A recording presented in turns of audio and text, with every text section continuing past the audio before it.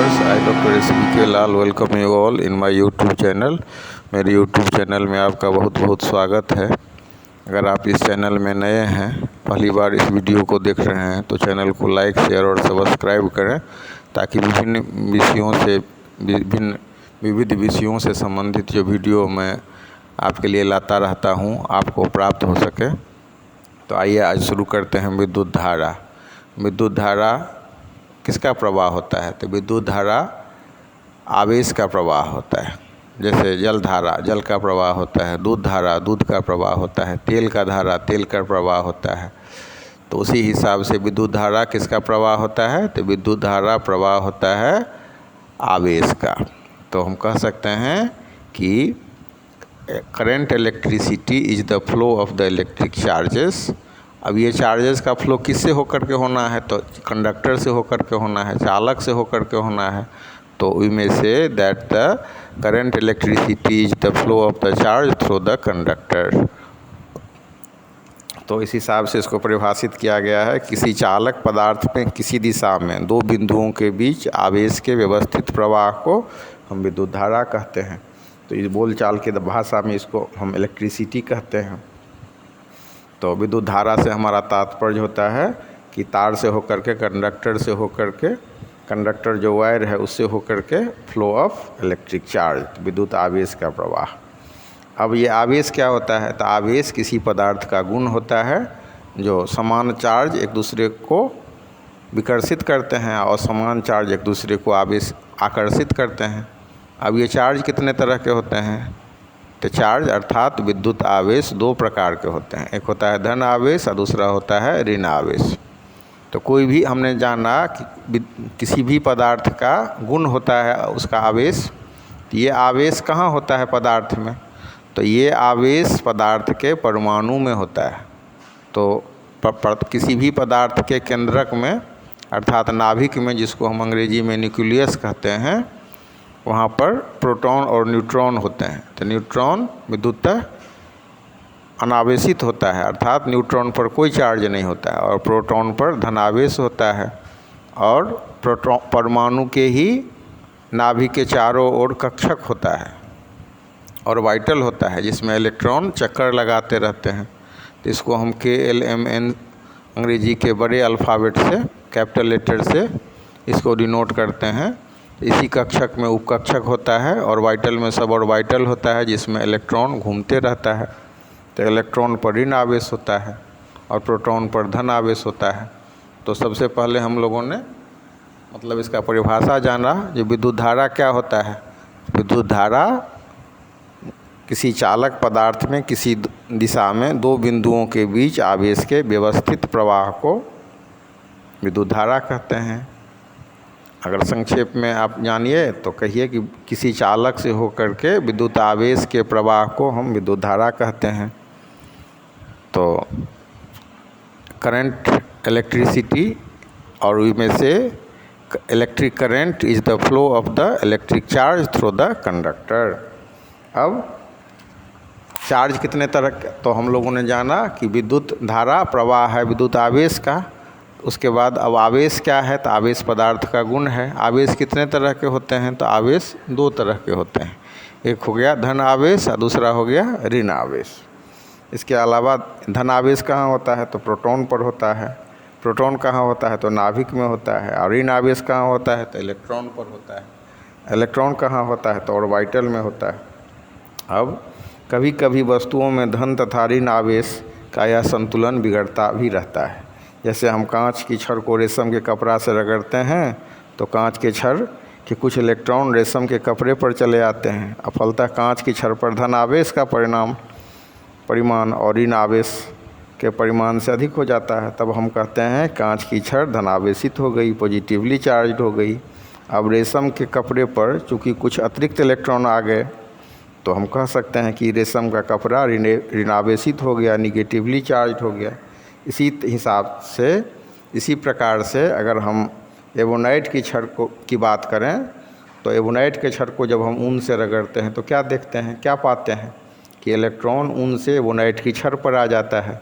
अतः एवोनाइट की छड़ ऋणावेशित हो जाती है। तो इस प्रकार हम देखते हैं किसी पदार्थ के धनावेशित हो जाने का अर्थ है कि उससे कुछ इलेक्ट्रॉन का बाहर निकल जाना, और किसी पदार्थ के ऋणावेशित हो जाने का अर्थ है उसके द्वारा कुछ इलेक्ट्रॉनों को ग्रहण करना। तो इसी को हम अगर संक्षेप में समझें तो हम कह सकते हैं कि कोई भी वस्तु इलेक्ट्रॉन को ग्रहण करके ऋणावेशित हो जाती है, इलेक्ट्रॉन का परित्याग करके वो धनावेशित हो जाती है। तो प्रयोग, बहुत सारे प्रयोगों से यह स्पष्ट हो गया कि दो वस्तुओं को आपस में रगड़ने पर इनमें से एक वस्तु धनावेशित हो जाती है और दूसरी वस्तु ऋणावेशित हो जाती है। तो इसी से आवेश का एक सिद्धांत भी निकलता है, आवेश संरक्षण का सिद्धांत। तो इस सिद्धांत के हिसाब से आवेश न तो नष्ट होता है न तो आवेश उत्पन्न होता है, सिर्फ आवेश को हम एक वस्तु से दूसरे वस्तु में ट्रांसफ़र कर सकते हैं, पुनर्वितरण कर सकते हैं, रीडिस्ट्रीब्यूशन कर सकते हैं, ठीक है, उसका ट्रांसफ़र हो सकता है, उसका स्थानांतरण हो सकता है। तो फिर इसी से सिद्धांत जन्म हुआ, आवेश संरक्षण का सिद्धांत। इस सिद्धांत के हिसाब से आवेश, किसी वस्तु पर कुल आवेश संरक्षित रहता है, उसे न तो उत्पन्न किया जा सकता है और न ही नष्ट। और इससे एक और बात की जानकारी मिलती है कि कोई भी वस्तु विद्युतः उदासीन होता है, क्योंकि जितना उस पर धन आवेश है उतना ही उस पर ऋण आवेश है। मान लीजिए कि अगर आपको कोई 5 रुपया दे तो आमदनी हो गई, वो धन आवेश उसको मान लें, अब 5 रुपया खर्चा हो गया तो उसको ऋण आवेश मान लें। तो 5 रुपया आमदनी भी हो और 5 रुपया खर्चा भी हो तो टोटल कितना पैसा आपके पास बचेगा? 0। तो जितना किसी भी परमाणु में जितना धन आवेश होता है उतना ही ऋण आवेश होता है, जितना प्रोटॉन होता है उतना ही इलेक्ट्रॉन होता है। तो total charge, net charge on the atom कितना हो जाएगा? तो 0 हो जाएगा। अब विद्युत धारा किससे होकर के प्रवाहित होता है? तो चालक से होकर के प्रवाहित होता है।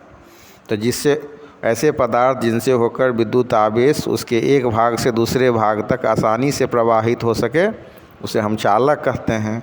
और ऐसे पदार्थ जिनसे होकर विद्युत आवेश एक भाग से दूसरे भाग तक प्रवाहित नहीं होता है उसे हम विद्युतरोधी या इंसुलेटर कहते हैं। तो चालक का उदाहरण जैसे हो गया लोहा, इस्पात, तांबा, मतलब जो भी धातु सब है।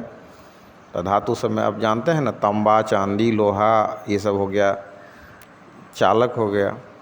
और मतलब विद्युतरोधी पदार्थ में जैसे कांच, मोम, लाह, चमड़ा, लकड़ी, रबर, ये सब हो गया तो विद्युतरोधी पदार्थ हो गया, इंसुलेटर हो गया। तो इस हिसाब से हम समझ सकते हैं कि चालक से होकर के विद्युत धारा प्रवाहित होती है। इसीलिए इसको हम इस हिसाब से भी परिभाषित कर सकते हैं, किसी चालक पदार्थ में किसी दिशा में दो बिंदुओं के बीच आवेश के व्यवस्थित प्रवाह को विद्युत धारा कहते हैं। अब ये विद्युत धारा में किसका प्रवाह है? तो आवेश का। आवेश क्या है? तो पदार्थ का गुण है। अब आवेश कितने तरह के होते हैं? तो 2 प्रकार के, एक धन आवेश और दूसरा ऋण आवेश। धन आवेश किस पर होता है, कहाँ होता है? तो प्रोटॉन पर। ऋण आवेश कहाँ होता है? तो इलेक्ट्रॉन पर। अब इसके बाद कुछ पदार्थ इस प्रकार से आवेशित होते हैं, जैसे कि रेशम के कपड़ा को कांच से रगड़ते हैं तो कांच धनावेशित हो जाता है। तो कांच अगर धनावेशित होता है तो रेशम का कपड़ा ऋणावेशित हो जाएगा। उसी हिसाब से कुछ अन्य पदार्थ इस प्रकार से आवेशित होते हैं, जैसे कि ऊन को अगर एबोनाइट के छड़ से रगड़ें तो एबोनाइट ऋणावेशित होता है तो ऊन धनावेशित हो जाएगा। अब कोई भी जो हम भौतिक राशि का अध्ययन करते हैं तो जानते हैं ना कि उसका मात्रक क्या है। तो आवेश का भी मात्रक की चर्चा करेंगे। तो आवेश का मात्रक होता है कूलम्ब, जिसको हम C से व्यक्त करते हैं। अब ये विद्युत धारा को बढ़िया से समझने के बाद फिर आगे हम लोग चर्चा करेंगे विद्युत विभव पर। विद्युत विभव के बाद में फिर देखेंगे कि धन विद्युत विभव क्या होता है, ऋण विद्युत विभव क्या होता है। तो सबसे पहले इसको बढ़िया से समझ लीजिए, जो ये विद्युत धारा को। तो विद्युत धारा क्या है? तो विद्युत धारा एक प्रवाह है। किसका प्रवाह है? तो इलेक्ट्रिक, ये आवेश का, इलेक्ट्रिक चार्ज का। Electric current, electricity is the flow of the electric charge through the conductor. और कंडक्टर में बहुत सारे धातु और ये सब आते हैं। तो इस हिसाब से ये हो गया। और इलेक्ट्रॉन का परित्याग करके कोई भी वस्तु विद्युतः धनावेशित हो जाता है, और इलेक्ट्रॉन को ग्रहण करके कोई भी वस्तु विद्युतः ऋणावेशित हो जाता है। तो इसको बढ़िया से समझ लीजिए। इसको बढ़िया से समझने के बाद ही, अगर इसको आप ठीक ढंग से नहीं समझेंगे तो फिर आप इलेक्ट्रिक पोटेंशियल को नहीं समझेंगे, विद्युत विभव को आप नहीं समझेंगे, ठीक है। तो इस हिसाब से इसको हमको समझना है कि विद्युत धारा क्या होता है। विद्युत धारा प्रवाह होता है। किसका प्रवाह होता है? तो आवेश का होता है। आवेश कितने तरह के, आवेश क्या है? तो आवेश किसी पदार्थ का गुण है। आवेश कितने तरह के होते हैं? तो दो प्रकार के, एक धन आवेश और दूसरा ऋण आवेश। कोई वस्तु धनावेशित कब होता है? जब वो इलेक्ट्रॉन का परित्याग करता है। और कोई भी वस्तु ऋण आवेशित कब होता है? जब इलेक्ट्रॉन को ग्रहण करता है। तो आगे के कक्षा में इलेक्ट्रोस्टैटिक्स में स्थिर विद्युत के मामले में आप देखेंगे कि एक वस्तु को दूसरे वस्तु से हम जब रगड़ते हैं, जैसे मतलब रेशम के कपड़ा को अगर कांच से रगड़ते हैं तो रेशम से ये कांच जो क्या करता है तो इलेक्ट्रॉन का परित्याग कर देता है, तो इलेक्ट्रॉन का ट्रांसफ़र हो जाता है रेशम पर, तो रेशम पर हो जाता है ऋण आवेश और कांच पर हो जाता है धन आवेश। उसी हिसाब से अगर ऊन को हम एबोनाइट के छड़ से रगड़ें तो ऊन क्या करता है? इलेक्ट्रॉन को मतलब ऊन क्या करता है? इलेक्ट्रॉन का परित्याग करता है। एबोनाइट इलेक्ट्रॉन को ग्रहण करता है। तो एबोनाइट चूँकि इलेक्ट्रॉन का ग्रहण करता है इसीलिए उस पर हो जाता है ऋण आवेश। तो ये समझ लेने के बाद अब हम चर्चा करेंगे कौन सी का? तो विद्युत विभव का। विद्युत विभव क्या होता है? तो विद्युत विभव होता है किसी बिंदु पर विद्युत विभव कार्य का वह परिमाण है जो प्रति एकांक आवेश को अनंत से उस बिंदु तक लाने में किया जाता है, ठीक है। तो अगर हम इसको समझ ले रहे हैं बढ़िया से, जो आवेश का एक गुण होता है बल लगाना। समान आवेश क्या करेगा? तो एक दूसरे को विकर्षित करेगा, और समान आवेश क्या करेगा? एक दूसरे को आकर्षित करेगा। अब मान लीजिए कि ओ, एक हम यहाँ पॉइंट लेते हैं ओ, और ओ बिंदु पर प्लस चार्ज है, तो उससे अनंत दूरी पर अगर हम एक छोटा सा चार्ज क्यू रखते हैं और उसको हम ओ के दिशा में मैंने क्यू चार्ज के दिशा में लाते हैं, तो क्यू चार्ज तो उसको डिस्प्लेस्ड करना चाहेगा ना, तो वो जो विस्थाप उसको जो है विकर्षित करना चाहेगा, उसको दूर ठेलना चाहेगा। तो उस कार्य उस जो हम करेंगे तो उस चार्ज के अगेंस्ट में करेंगे। तो इसी को हम जो है सो विभव के रूप में समझते हैं। यदि कोई आवेश Q को अनंत से हम किसी बिंदु P तक लाते हैं एक चार्ज के समीप, जो चार्ज O बिंदु पर Q है, तो हमको एक कार्य W करना पड़ता है। तो उस बिंदु P पर विद्युत विभव एक कार्य होता है। इसको फार्मूला में मैथमेटिकली हम लिखते हैं तो V बराबर W/Q के फॉर्म में लिखते हैं। तो इस हिसाब से आप इसको समझ सकते हैं। तो यहाँ पर हम आगे अब आपको इसको बढ़िया से समझ लीजिए। विद्युत धारा को, चालक को, विद्युत रोधी को मतलब कंडक्टर और इंसुलेटर को, धन आवेश को, ऋण आवेश को। तो इसको क्लियर होने के बाद इसमें ये भी समझ लीजिए कि कोई भी वस्तु विद्युत धारा ये इलेक्ट्रॉन का परित्याग करके विद्युततः धनावेशित हो जाता है और इलेक्ट्रॉन को ग्रहण करके विद्युततः ऋणावेशित हो जाता है। इसको समझने के बाद अब हम इसी में विद्युत धारा में बहुत इम्पोर्टेंट टॉपिक है विद्युत विभव। तो सबसे पहले विद्युत विभव का हम परिभाषा आपको बता देते हैं। विद्युत विभव का परिभाषा जानने के बाद अब इसको मैथमेटिकली हम बताएंगे इक्वेशन के माध्यम से। इसके बाद हम विद्युत स्थितिज ऊर्जा के बारे में आपको बताएंगे। फिर विद्युत विभव का जो एसआई मात्रक है उसको बताएंगे। फिर हम देखेंगे कि विभवांतर क्या होता है, धन विभव क्या होता है, ऋण विभव क्या होता है। तो फिर आवेश का प्रवाह और विद्युत विभव में क्या संबंध है, तो इन चीज़ों के बारे में हम चर्चा करेंगे। तो सबसे पहले हम जानते हैं कि विद्युत विभव क्या होता है। तो किसी बिंदु पर विद्युत विभव कार्य का वह परिमाण है जो प्रति एकांक आवेश को अनंत से उस बिंदु तक लाने में किया जाता है। अब यहाँ पर हम लेते हैं ओ बिंदु पर Q चार्ज लेते हैं।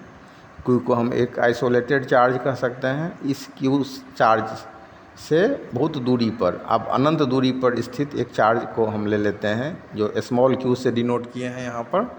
अब स्मॉल q को हम लाते हैं एक बिंदु पर P किधर है तो Q की ओर है। तो इस आवेश से बहुत अधिक दूरी पर जो Q आवेश है इसको हम Q के निकट बिंदु P तक लाना चाहेंगे तो उसे Q द्वारा Q पर लगे प्रतिकर्षण बल के विपरीत दिशा में कार्य करना पड़ेगा। तो यदि आवेश Q को अनंत से किसी बिंदु P तक लाने में किया गया कार्य W है, तो उस बिंदु P पर विद्युत विभव V बराबर W/Q हो जाएगा।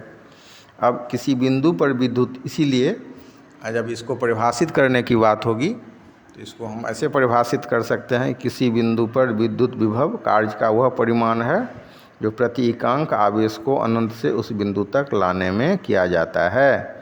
तो इस हिसाब से हमारा फॉर्मूला बन गया V बराबर W/Q। V क्या हो गया? तो V हो गया विद्युत विभव, W हो गया कार्य और Q हो गया आवेश। तो इसी समीकरण से अगर जैसे इस समीकरण 1 हो गया V बराबर W/Q, तो दूसरा समीकरण इसी से बनेगा हमारा W बराबर QV। तो जो व्यक्ति कार्य करता है तो उसकी ऊर्जा में हानि होती है, तो ऊर्जा संरक्षण सिद्धांत से हम जानते हैं कि आवेश Q कैपिटल Q एवं स्मॉल q के निकाय में स्थितिज ऊर्जा के रूप में संचित हो जाएगी, इसे हम विद्युत स्थितिज ऊर्जा कहते हैं। अगर तो आवेश Q को जब अनंत से बिंदु P तक लाया जाता है तो निकाय की विद्युत स्थितिज ऊर्जा की वृद्धि U बराबर QV हो जाएगा। तो इसको हम इस हिसाब से लिख सकते हैं। ये हो गया हमारा इक्वेशन 3। अब विद्युत विभव का SI मात्रक क्या होता है? तो विद्युत विभव बराबर होता है कार्य बटा आवेश। तो विद्युत विभव का SI मात्रक हो जाएगा कार्य का मात्रक बटा आवेश का मात्रक। तो ये हो जाएगा, कार्य का मात्रक जूल होता है, आवेश का मात्रक होता है कूलम, तो ये जूल प्रति कूलम हो गया। अब इसके बाद से जूल प्रति कूलम को हम वोल्ट भी के रूप में लिखते हैं। तो जूल प्रति कूलम ज़्यादा प्रचलन में नहीं है, ये प्रचलन में है, वोल्ट ही प्रचलन में है। तो 1 वोल्ट बराबर हो गया 1 जूल बटा 1 कूलम। तो ऐसे भी हम कह सकते हैं 1V बराबर 1J/1C, तो बराबर 1J/C।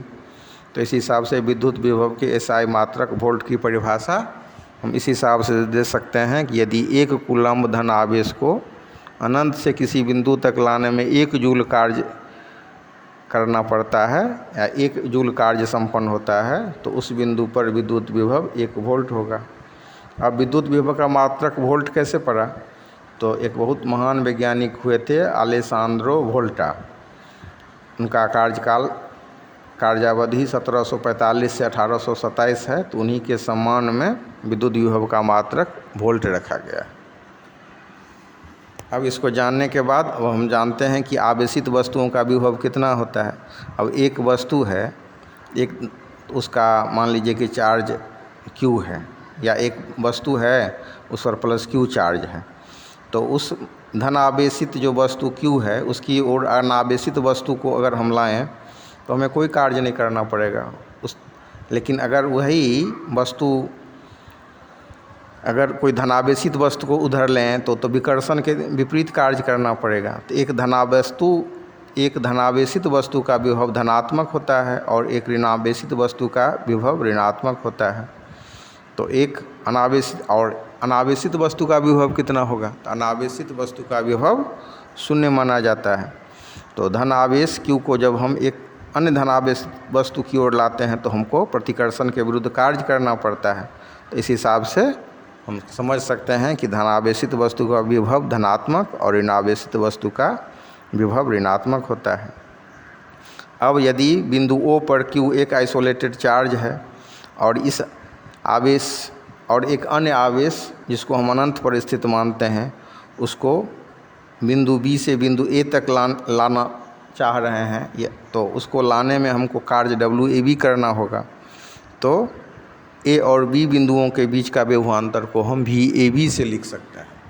तो VAB बराबर हो गया VA माइनस VB बराबर WAB/Q।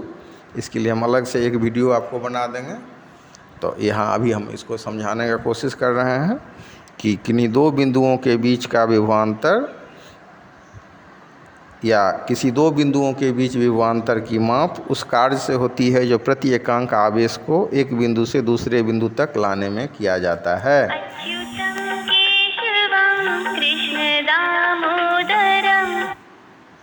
इस हिसाब से हम इसको समझ सकते हैं। अब आवेश का प्रवाह को बढ़िया से समझ लीजिए। आवेश के प्रवाह को अगर आप बढ़िया से समझ लेते हैं तो फिर आप इसको क्लियरली समझ सकते हैं। ठीक है, तो ये जो हमारा पोटेंशियल है इसको बढ़िया से समझ लेते हैं तो पोटेंशियल डिफरेंस भी समझ सकते हैं। वीडियो को पूरा देखने के लिए बहुत बहुत धन्यवाद।